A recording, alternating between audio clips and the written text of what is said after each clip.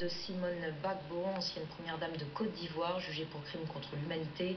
Elle est mise en cause dans les violences post-électorales de 2010-2011 consécutives à la victoire d'Alassane Ouattara, victoire que le clan Gbagbo avait refusé de reconnaître. Laurent Gbagbo, lui, est toujours jugé à La Haye par la Cour pénale internationale. On écoute tout de suite le procureur général de Côte d'Ivoire.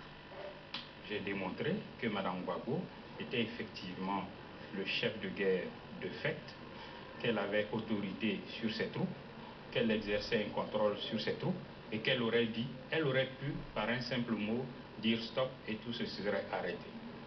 Ne l'ayant pas fait, et conformément à ce que la loi prévoit, elle doit être déclarée coupable et être condamnée à l'emprisonnement à vie. Les Ivoiriens ont soif de la réconciliation, mais la réconciliation passe par la justice.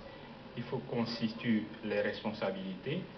Après cela, les gens pourront se parler et puis faire la réconciliation.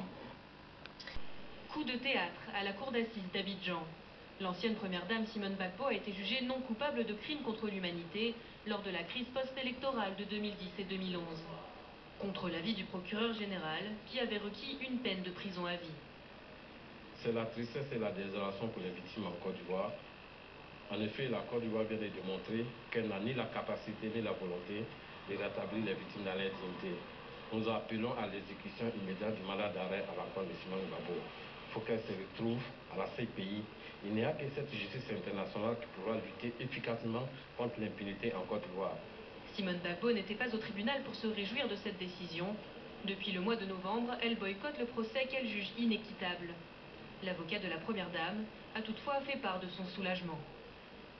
Je pense que les jurés et même les magistrats de la cour d'assises ont eu beaucoup de courage parce que ce n'était pas évident de rendre une telle décision dans un tel environnement politique. Rendre une telle décision, qui est la décision la plus juste, c'est la reconnaissance d'un dossier vide, mais c'est surtout la reconnaissance de l'innocence de Mme Simone Gbagbo.